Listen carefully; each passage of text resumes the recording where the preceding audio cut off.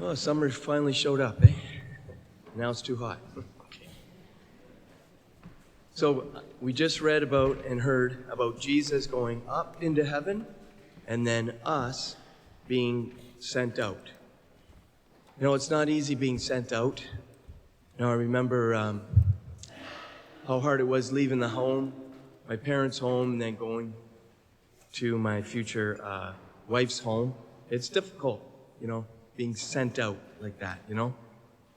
But back in my day, you know, if you were not going to university and you turned 18, almost overnight, your parents began to look at you differently, okay?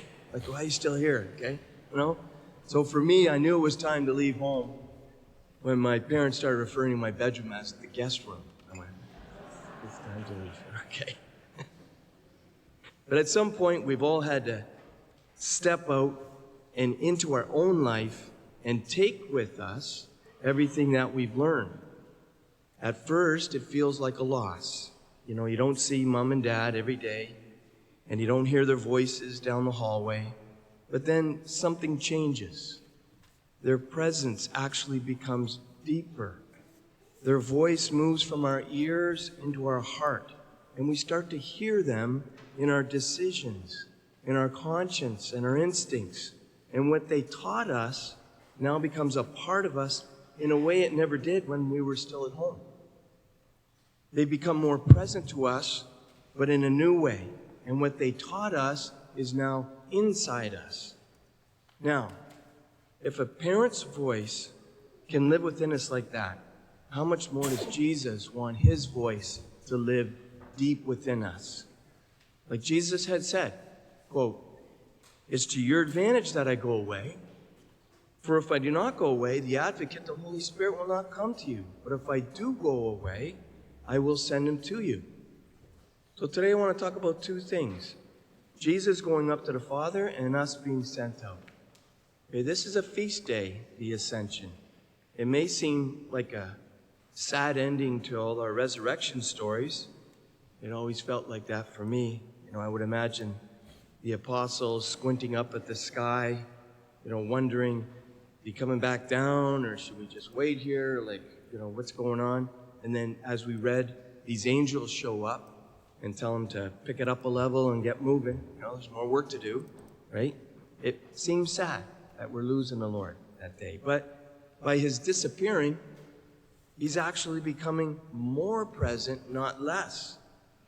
Because he assured the apostles that he would teach them and remind them of everything that he had said. So he didn't really move away from us, he moved within us. Hence the word, "I will be with you always." He's not just in one place anymore because he has a glorified body.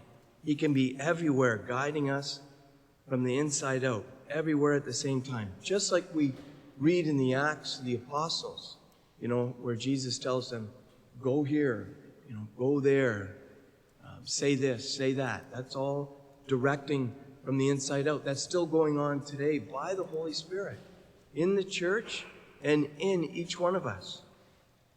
So the second part of this, the command, go and make disciples of all nations, meaning go out as salesmen for God, okay? Another story here. We had just gotten married, and I was out of work, so in desperation, I sold vacuum cleaners. Door to door. Okay. I admitted that. I only sold one, by the way. My wife. We still have it today. But I'll never forget, because I didn't go to university. All right. But I'll never forget what my boss said to me back then. He said, "You can't sell what you don't believe in." He said, before you can convince anyone else, you have to convince the toughest customer that you'll ever meet. Who's that? Yourself.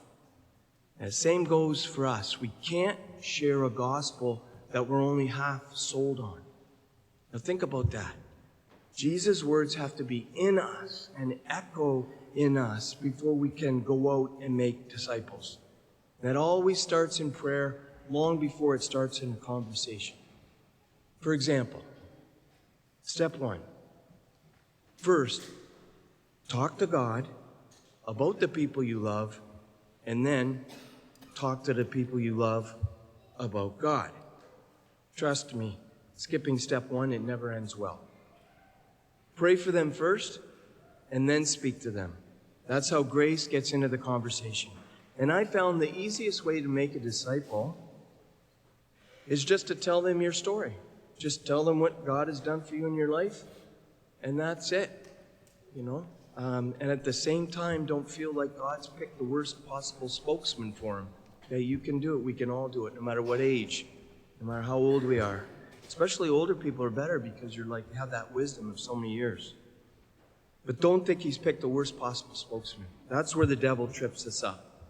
For example, when I was selling vacuum cleaners, I used to think, who am I to sell these things? I don't even vacuum, okay? My wife does, I'm not at all qualified. But see, that attitude, it didn't help me at all. Because at the end of the day, God isn't looking for perfect sales reps, just those who actually believe in the product, the gospel. Okay, so what I've learned is also, in trying to make disciples and be one, is that our human frailty, it will trip us up many times. So we'll have to forgive ourselves many times so as to get back up and into the game. See, God knows our weaknesses, and he still wants us on his sales team. He still wants us there. Now, back to the ascension. Just before liftoff, Jesus says, I will be with you always. And then up and away in the clouds he goes. Then the angels show up, reminding the apostles that he will return again. And yes, he will come again as he promised at the end of time. But, and I'll end with this, he also comes now on this altar when we, quote, do this in remembrance of me. It's right here today that he keeps the promise.